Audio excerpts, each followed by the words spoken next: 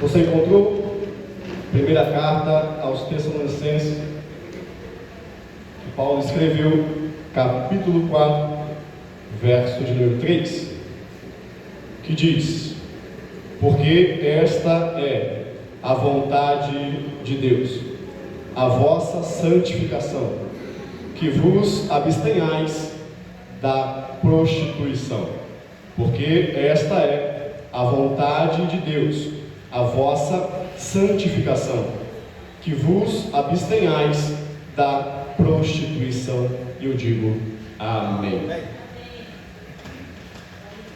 Meus queridos, queremos já dar o tema a esta mensagem, embasado no próprio texto que nós lemos, capítulo 4, verso 3, da primeira carta aos Tessalonicenses, e o tema é telema, a vontade de Deus. Telema, a vontade de Deus. Telema é o significado da frase a vontade de Deus. Então este é o nosso tema para esta noite.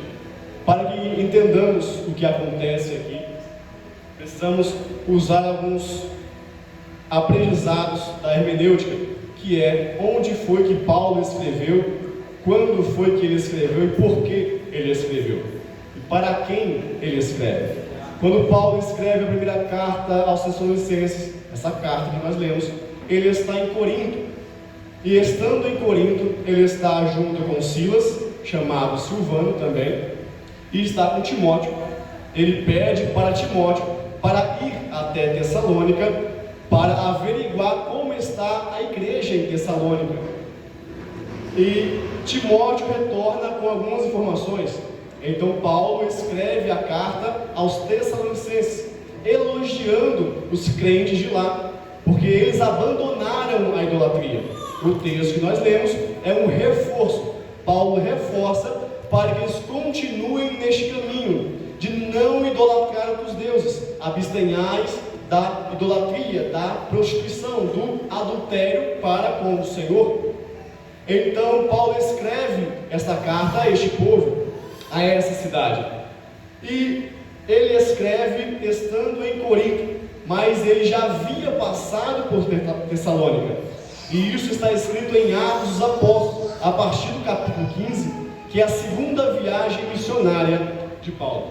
Paulo ele viaja para Tessalônica, mas primeiro ele está saindo de Antioquia, e está Paulo, Silvano ou Silas, está também junto com ele Barnabé e João Marcos.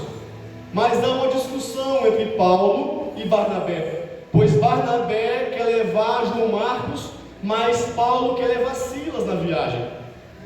Mas então Barnabé quer levar João Marcos, porém Paulo não concorda, porque João Marcos abandonou a viagem uma certa vez. Então Paulo fica frustrado, ele não quer João Marcos próximo dele. Se ele abandonou eles uma vez, pode abandonar de novo, novamente. Mas então há uma discussão e eles se separam. Barnabé com João Marcos vai para um local, e Paulo junto com Silas vai para outro. E começam então Paulo no caso, a sua segunda viagem missionária. E Paulo vai passando por algumas cidades, pregando a palavra de Cristo. Então ele chega em Derbe e Listra, e ali tem um servo fiel chamado Timóteo. Ele chama Timóteo para fazer parte da sua comitiva. Timóteo, vem viajar conosco, vamos juntos pregar o Evangelho de Cristo. Então ele vai, se junta a Paulo e Silas, e eles continuam a viagem, e chega em Tessalônica, que é onde estamos no texto. Ele está agora em Tessalônica, um povo que, mesmo sendo formado por judeus, são idólatras. Um povo que, mesmo sendo formados por judeus, são adúlteros. E não na questão de que eles são casados e traem suas esposas, não, mas que eles traem a própria fé. Eles traem o próprio Deus a quem dizem que servem. Mas então Paulo, como de costume, chegando em Tessalônica, ele vai na sinagoga dos judeus para pregar a palavra de Cristo. E diz a Bíblia, Atos capítulo de número 17, que ele prega por 3 sábados. Sendo assim, ele passa 3 semanas, no mínimo, ali em Tessalônica, falando aos tessalonicenses, falando ao povo judeu. Ele está na sinagoga dos judeus. Preste atenção, pois essa mensagem é bem rápida, tá? Ele está pregando, 3 sábados ele está pregando, debatendo, conversando, apresentando Jesus Cristo para aquele povo, mesmo eles sendo judeus, mesmo a sinagoga formada por judeus, mesmo um povo que diz ser servo de Deus, ainda assim precisam conhecer o Filho de Deus. Então Paulo está pregando, e diz a Bíblia que alguns deles se converteram. Muitos gregos também se converteram, e não poucas mulheres distintas, sendo assim, muitas mulheres distintas, que são de outras nações. Então, na sinagoga, tinha muitos judeus, mas também tinham muitos gregos, e também tinham muitas mulheres que eram de outras nações, e elas ouvem Paulo pregar, elas ouvem a mensagem de Paulo a respeito de Jesus Cristo. Que mensagem é essa? É que o Filho de Deus veio ao mundo, e ele viveu nessa terra, e ele morreu numa cruz, mas da mesma forma que ele morre numa cruz, do sepulcro ele também ressuscita, e ressuscitando, nós ressuscitamos junto com eles, porque senão seria vã a nossa fé. E ele um dia retornará para buscar a sua igreja. Essa é a pregação de Paulo, mas esta mesma pregação não são todos que aceitam. Diz Atos capítulo 17 que alguns ouviram, alguns receberam, alguns judeus, alguns gregos, muitos, mulheres de outras nações também muitas. Perceba que ele está em uma sinagoga de judeus. A maioria são judeus, mas é a minoria que aceita a palavra de Cristo. O texto apresenta que muitos gregos, e grego aqui não é apresentando gentios, quem não faz parte da promessa, não, são realmente gregos, são pessoas que adoram outros deuses, são pessoas que para cada ocasião do seu cotidiano, de sua vida, tem um Deus diferente. Se o dia raiou lindo, é porque Apolo está feliz. Se a lua à noite está bem brilhante, é porque Ártemis está alegre. Se eu estou apaixonado pela minha esposa a cada dia, é porque Afrodite nos abençoou. São pessoas que adoram outros deuses, são pessoas que idolatram outros deuses. Mas Paulo chega pregando, dizendo: ei, vos abstenhais da idolatria. Só há um Deus nos céus e na terra. Só há um Cristo que morreu na cruz por você e vai retornar.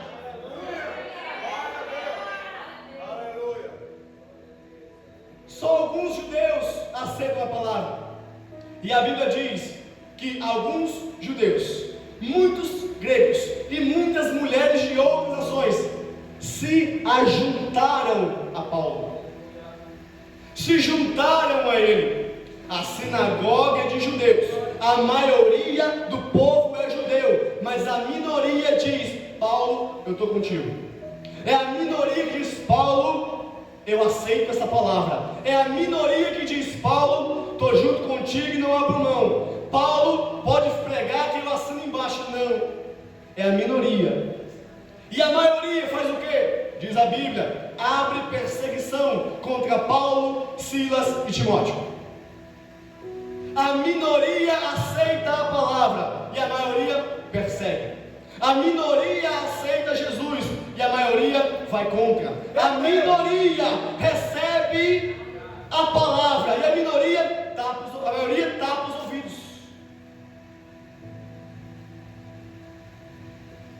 Não crie expectativas de quem está do seu lado.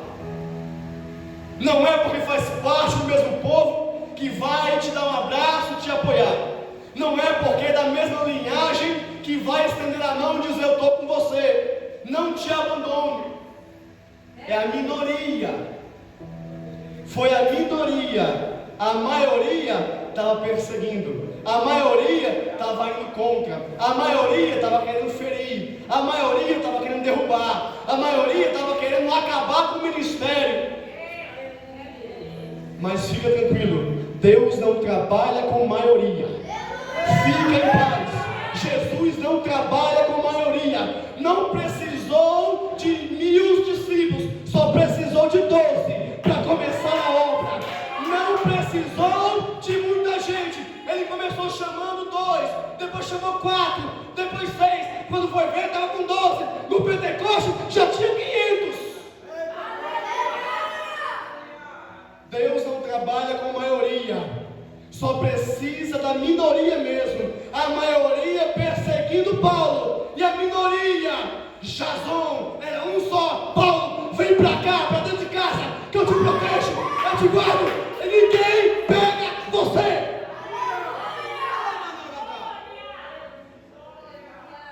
Foi a minoria. Um homem chamado Jason protegeu Paulo, Silas e Timóteo. E a maioria perseguindo. Mas deixa eu te dizer uma coisa: quem abraçou Paulo não foi judeu. Quem abraçou Paulo não foi crente. Quem abraçou Paulo não foi amigo, não foi companheiro, não. Foram os gregos e mulheres de outras nações que disseram: Paulo, nós nos ajuntaremos a você. Eu prefiro sentar na mesa de grego e falar do amor de Cristo do que sentar na mesa de judeu para falar mal dos outros. Eu vou de novo. Eu prefiro me ajuntar na mesa do grego e pregar a palavra de Cristo e ele se converter do que sentar na mesa do judeu. Faz parte do mesmo povo, mas para falar do povo também.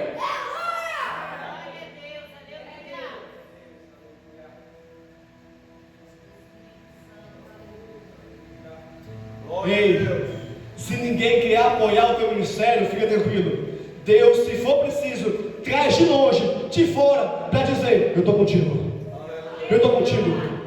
Vai nessa tua força, vai na caminhada, eu estou contigo. É por isso que se valoriza mais quem vem de fora do que os de casa. Os de casa, em vez de apoiar, está dizendo: ixi, olha o sapato dele, olha a saia dela, olha a vida dela. Não, ninguém quer saber da tua vida. Eu quero saber do que Cristo pensa da nossa vida. É isso que vale. E Paulo está lá, fugindo dos judeus, por ter pregado a palavra. Não foi porque ele falou mal de alguém, não foi porque ele levantou falso de alguém, não foi porque ele caluniou alguém, não. Foi porque simplesmente ele disse a verdade. Ele falou de Cristo. Vos abstenhais da prostituição. Ele falou de Cristo. A vontade de Deus. Ele falou de Cristo. Ele quer a vossa santificação. Ele falou de Cristo. Por falar a verdade, ele foi perseguido. Por pregar a palavra de Cristo, ele foi perseguido. Por fazer a vontade de Deus, ele foi perseguido. Aí o que me chama a atenção é que a Bíblia, Atos 17, estou em Atos 17 ainda, porque é a segunda viagem missionária, onde ele escreve, onde ele passa, melhor, por Tessalônica. A Bíblia diz que os judeus que os perseguiram são chamados de judeus desobedientes. Judeus desobedientes não são judeus bravos porque estão perseguindo, não são judeus fortes porque estão perseguindo, são judeus desobedientes. E o que é alguém desobediente? É alguém que não é obediente, simples assim. Agora, o interessante é que tanto quem é desobediente com quem é obediente vertem do mesmo princípio, receberam uma ordem. Quem obedece ou desobedece vem do mesmo princípio, é porque receberam uma ordem. Eu recebo uma ordem. Se eu obedeço, sou obediente. Se eu desobedeço, sou desobediente. Mas a ordem foi a mesma. E só dá ordem quem tem autoridade para dar. E quem deu a ordem por ter autoridade, ele cria uma expectativa em que foi dada a ordem, para que se cumpra a ordem. Deus deu uma ordem através de Paulo. Paulo pregou a palavra. Paulo pregou a respeito de Cristo, que Cristo voltaria e eles deveriam se converter dos seus pecados. E o que eles disseram? Não. Desobedecer é uma ordem dada por Deus através de Paulo. Desobedeceram. Eu me lembro, quando eu era criança, eu tinha cerca de 9, 10 anos de idade. Nós morávamos em Monte Santo de Minas, Minas Gerais. E eu tinha o costume de me reunir com os amigos no fliperama para jogar videogame. Às vezes no final de semana não tinha aula, então eu saía de manhã e às vezes meu pai me dava até dinheiro, R$2, porque a hora do fliperama era 1 hora, R$1. Então R$2, 2 horas. E a ordem era, se eu saísse, por exemplo, 11 horas da manhã, depois de tomar café, saía para jogar videogame com meus amigos no fliperama. E a ordem era, se eu sair às 11, às 3 horas, 4 horas, quero você aqui. Eu saía com R$2, jogava 2 horas. Mas aí, outro amigo tinha mais R$2, mais 2 horas. Outro tinha mais R$5, mais 5 horas. Faz as contas. Ficávamos o dia inteiro jogando videogame. Deveria voltar às 3, às 4, chegava às 6, 7, 8 horas da noite em casa. A ordem foi dada. Por quem? Porque tem a autoridade para dar ordem. E a expectativa foi criada. Eu espero que você cumpra essa ordem. A ordem não foi cumprida. O que acontece? Desobediência. E pós-desobediência, o que vem? Castigo. Na outra semana, eu ia novamente. Era dada uma nova ordem, e uma nova desobediência, e um novo castigo. Deus é do mesmo jeito. Ele tem autoridade para dar a ordem, e a expectativa é criada em nós. Obedeça a ordem que eu lhe dei. Nós desobedecemos, mas Deus vai lhe dar mais uma chance, e nós fazemos novamente a mesma coisa. Nós não obedecemos a ordem. E o que é a ordem de Deus? Senão a vontade de Deus. Telema, a vontade de Deus. E quando não fazemos a vontade de Deus, o que fazemos? A nossa vontade, epitúmia, no grego epitúmia, que é desejo.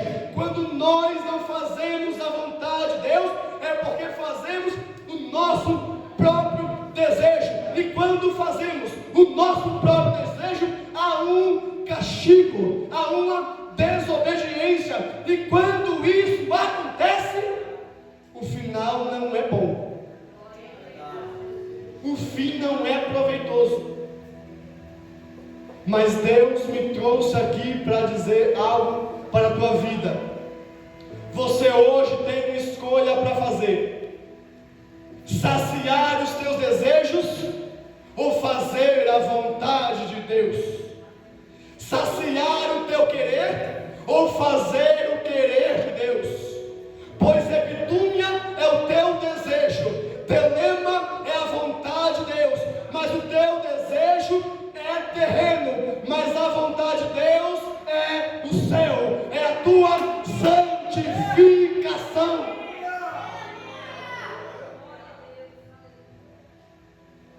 Eu vou melhorar para você. O teu desejo, quando você tem desejo de comer um bolo, por exemplo, você come, o que acontece com o desejo? Ele passa. Você tem desejo de ir comer um churrasco, numa churrascaria, ir numa pizzaria, você vai, você come, o que acontece com o desejo? Ele passa. Mas é isso que acontece. O teu desejo é passageiro, mas a vontade de Deus tua vontade é desejo, mas a de Deus é propósito. A tua vontade é desejo, mas a de Deus é propósito.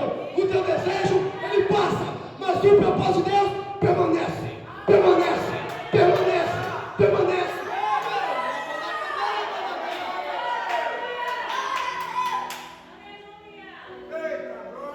Você tem escolha, você tem escolha, você tem escolha. Escolha então, é o teu desejo ou o propósito dele? É o teu desejo ou o propósito de Deus?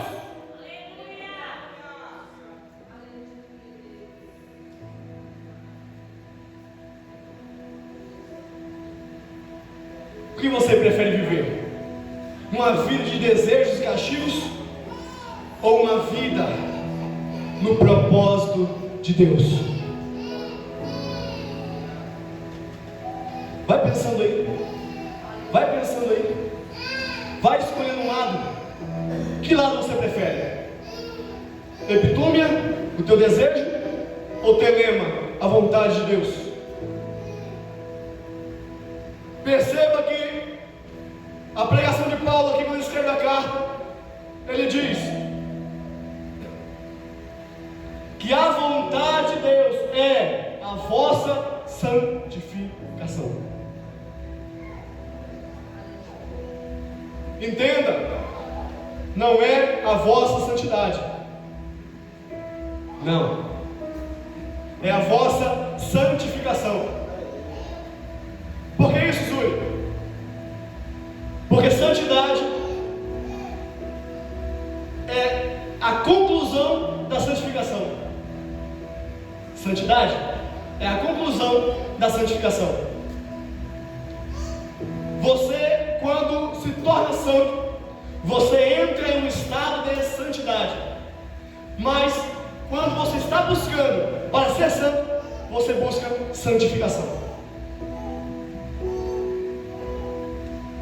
É tão verdade isso que a palavra grega para santidade é ositite.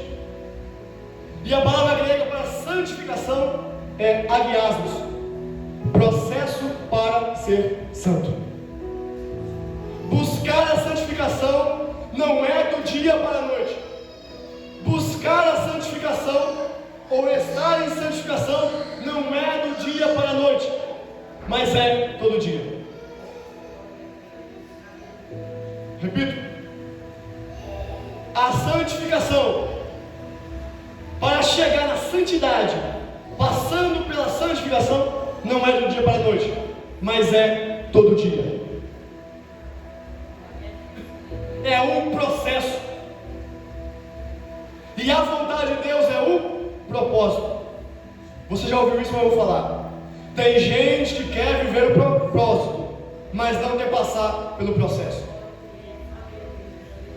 Quero viver a vontade de Deus na minha vida, mas não quer obedecer isso aqui. A vontade de Deus é a vossa santificação.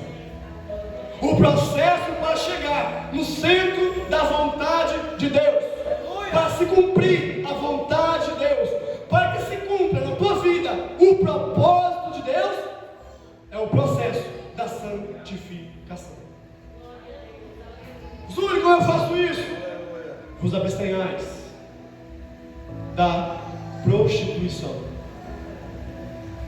Abandone a prostituição. Prostituição, palavra grega, porneia, daí vem pornográfico. Mas, aqui no texto, não fala de sexualidade, pois porneia aqui é adultério, que vem de porneu, que é idolatria, adorar outros deuses a não ser o Deus verdadeiro. É este tipo de prostituição que Paulo diz aqui. Vocês têm a condição de fazer a vontade de Deus. Vocês têm a condição de adorar o Deus verdadeiro. Glória a Deus. Mas vocês não adoram. Mas vocês não buscam. E ainda quer que a família seja bem sucedida. Ainda quer que a família prospere. Ainda quer que a família seja o bênção de Deus. Como? Se não é Deus,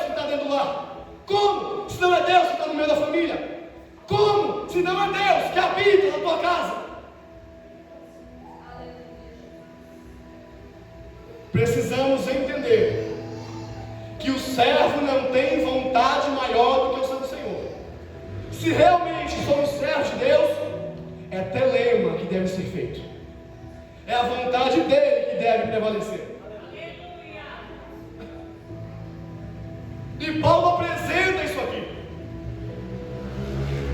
Ele apresenta: a vontade de Deus é clara. Busquem a santificação para poder chegar no propósito dele, que é o céu. O céu. Por que azul é o céu? Buscai a paz com todos e a santificação, sem a qual ninguém verá o Senhor.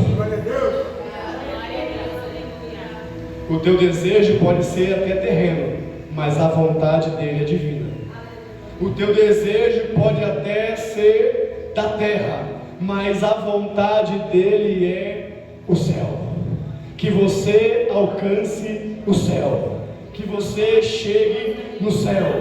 Ele criou você nessa terra, mas para poder chegar até ele. É tanto que a vontade dele é tão grande de nós irmos ter com ele, que ele trouxe um pedacinho do céu para nós. Quando Jesus desceu,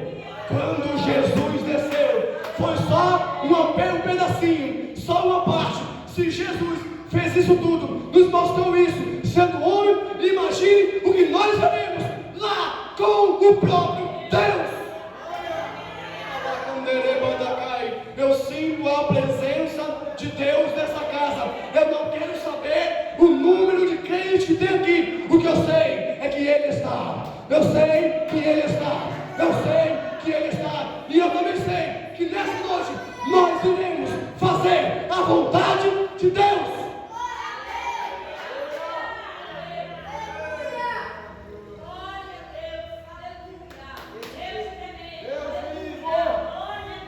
Oh, aleluia, aleluia.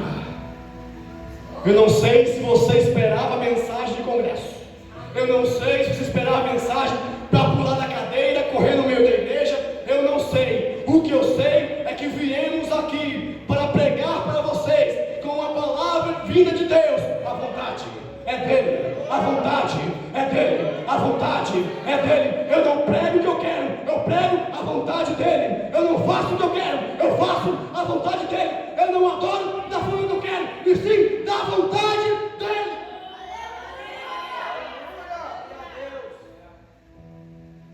Vou finalizar. Olha, mensagem rápida.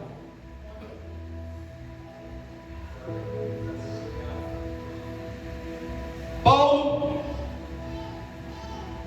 está pregando para o povo que é idólatra, mas que alguns se convertem. Ele escreve a carta elogiando aquele povo. Paulo, algumas vezes, ele sempre, ou melhor, se algumas vezes não é sempre, por algumas vezes, ele costuma dizer: sede meus imitadores, como eu sou de Cristo. E me imite, faça como eu faço, seja como eu sou, porque eu imito ele. O que Paulo está fazendo? Ele não está se gabando, Paulo não está se amoscando, não, Paulo está passando um legado para frente. Paulo está passando um legado para frente.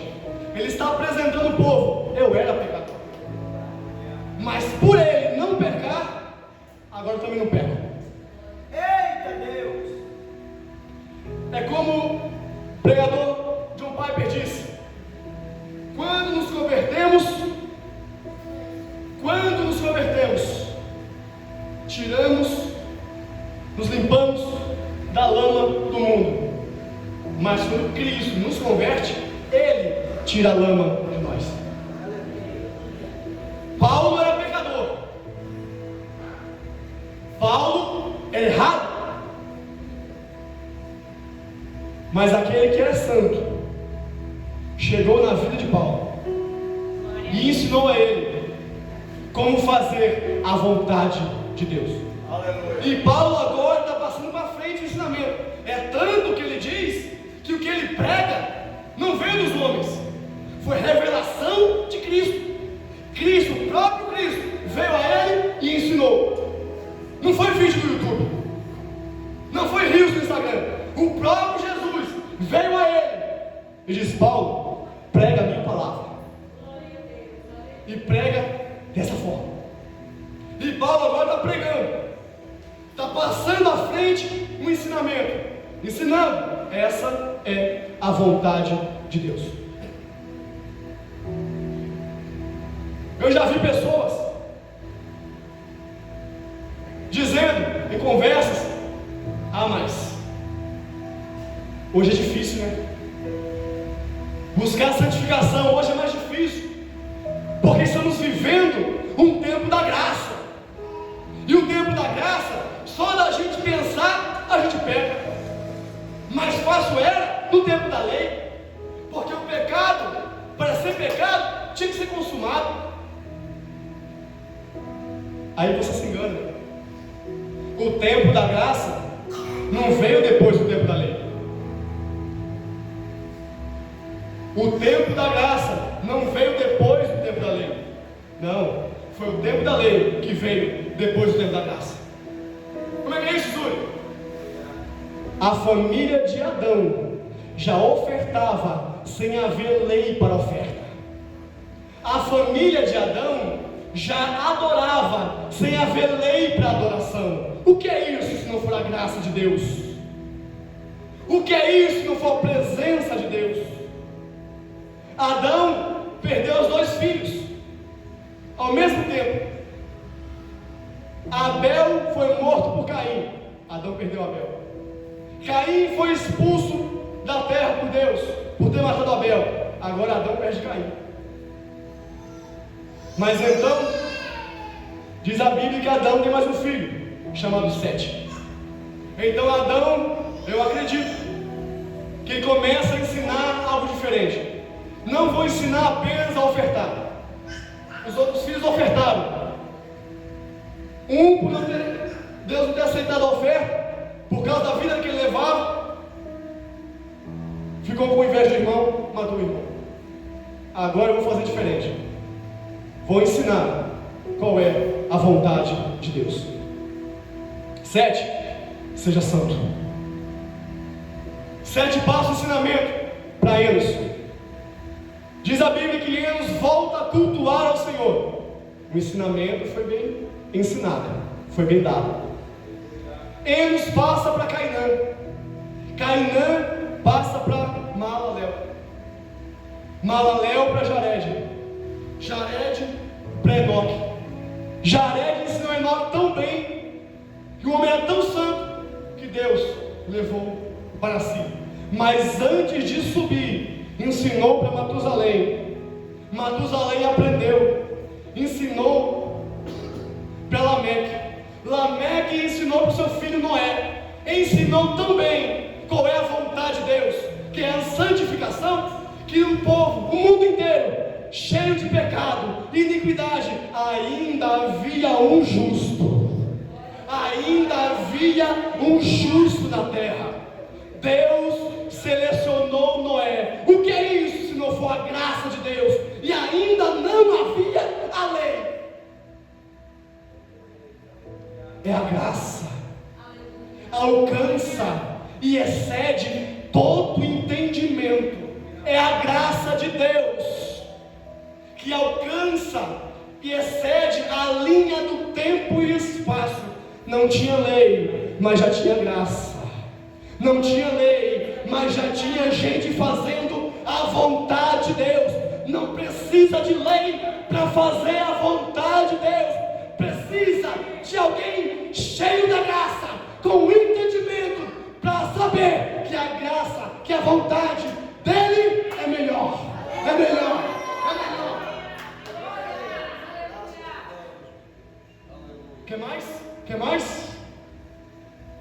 Abraão já dava o dízimo e não tinha lei para dízimo. Abraão já ofertava e não tinha lei para oferta.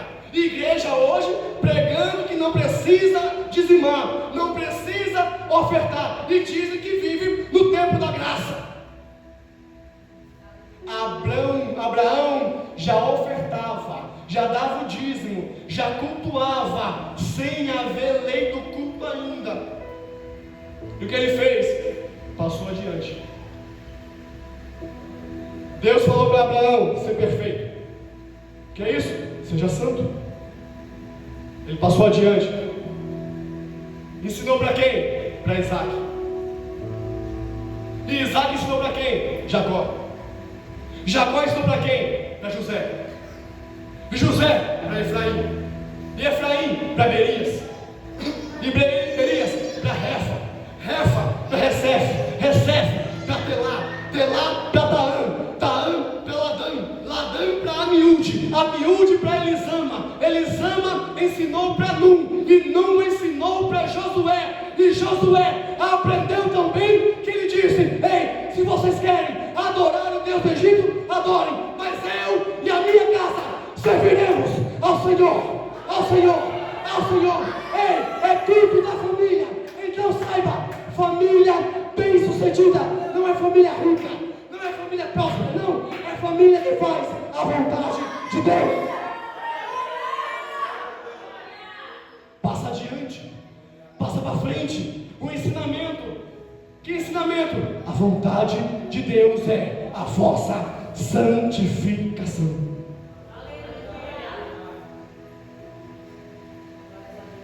Aqui eu encerro. Diz a Bíblia: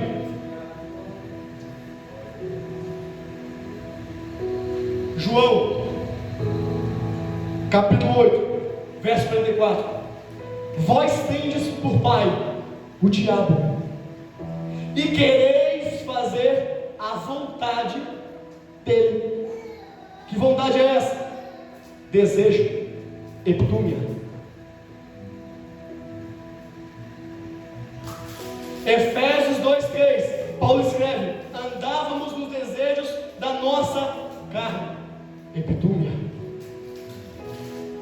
a nossa vontade. Filipenses 1:23, Paulo diz: estou cercado de todos os lados, tenho desejo de partir, porque sei que estar com Cristo é muito melhor. Que desejo é esse? Epitúmia, o nosso desejo. Mas então vem a Bíblia para nos ensinar. Mateus 6:10. Venha o teu reino e seja feita a tua vontade. Telema. Mateus 7:21.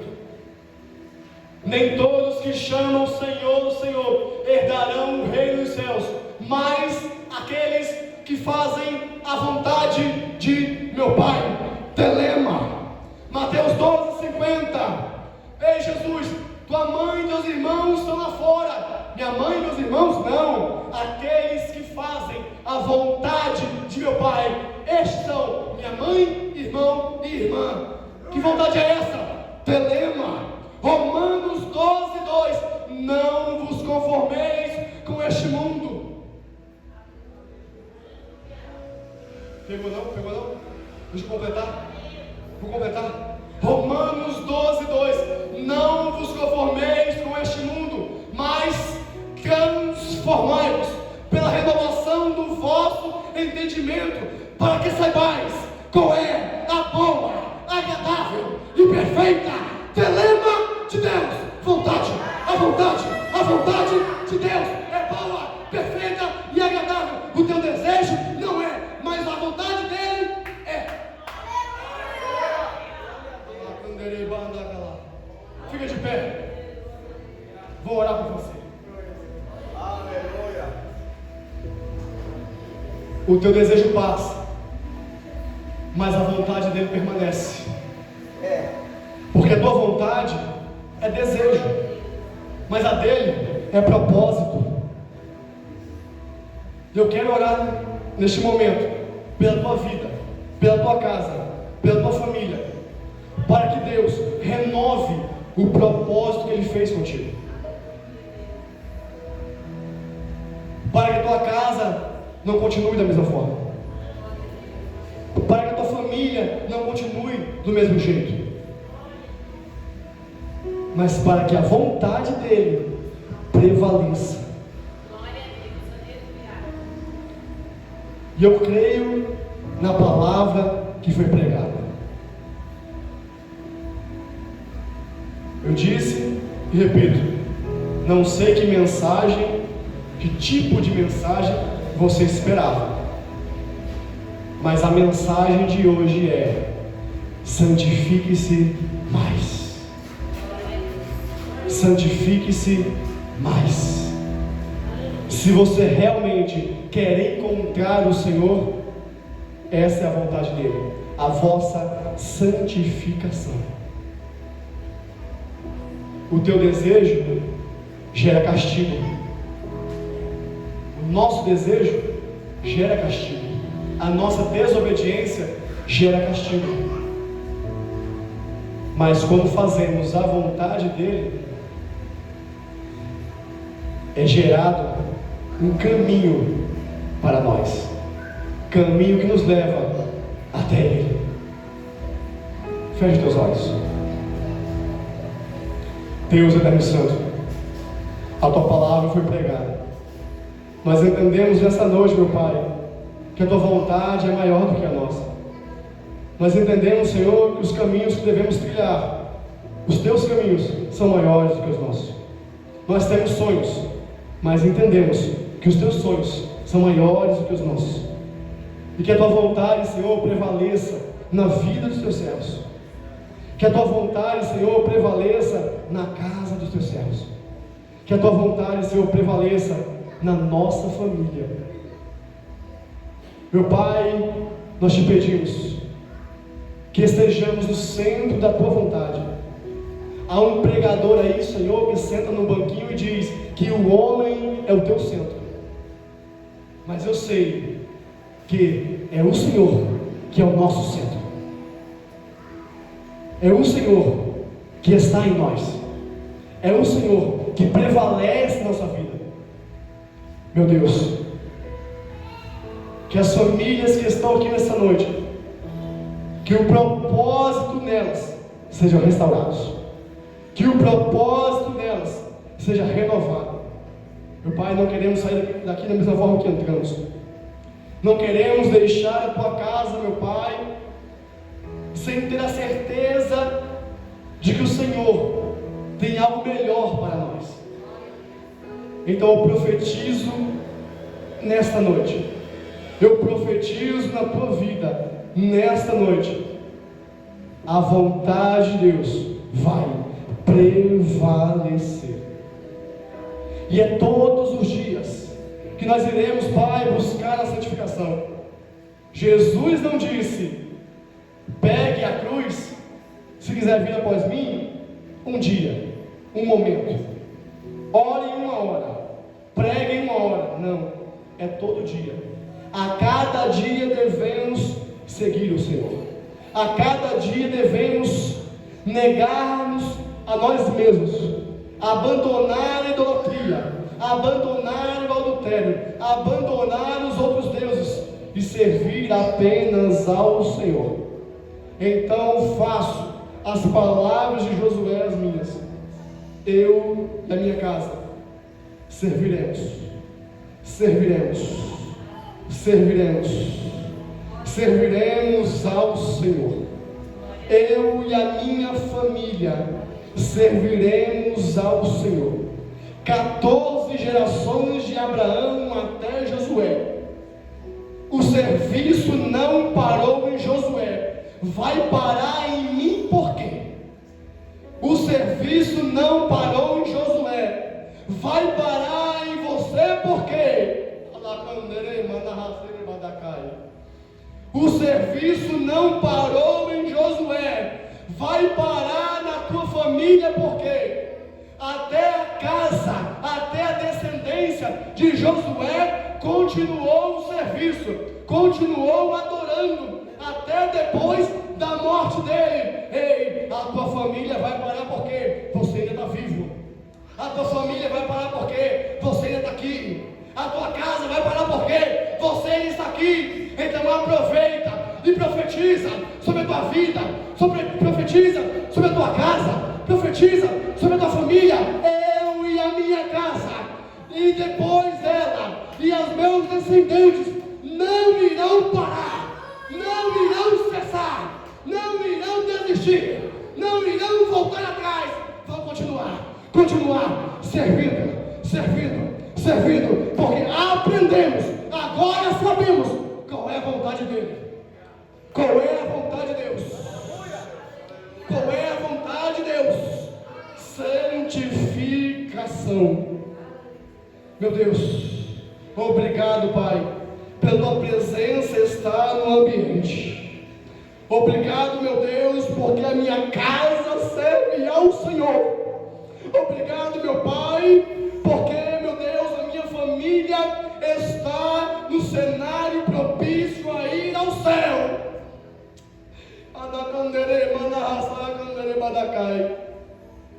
Mesmo que de forma simples, Pai, nós te adoramos. Nós te adoramos. Obrigado, Pai, pela minha filha que canta. Obrigado, Pai, pelo meu filho que, meu Deus, mexe no som. Obrigado, Pai, pelo meu filho que toca bateria. E até o pequenininho, Senhor, que não fala, quando toca um louvor, ele levanta a mão e diz: ah. Obrigado, Pai, pela minha família estar na tua presença. Eu e a minha casa servimos e serviremos. Não cessaremos o serviço. Se não parou desde Adão, não vai ser agora que a tua igreja vai cessar. Se não parou desde antes, não é agora que vai parar. Morra eu, mas não morra o teu evangelho. Morra eu, mas não morra a tua presença. Pare eu, mas não pare a teu serviço. Na casa, na vida, na família dos teus servos. Deus, obrigado, Senhor. E assim te agradeço. Te agradeço. Porque a tua igreja não constitui-se de um, mas constitui-se de famílias. Que as bênçãos de Deus recaiam sobre a tua casa. Que as bênçãos de Deus recaiam sobre a tua família. Em nome do Pai, do Filho e do Espírito Santo, eu digo amém.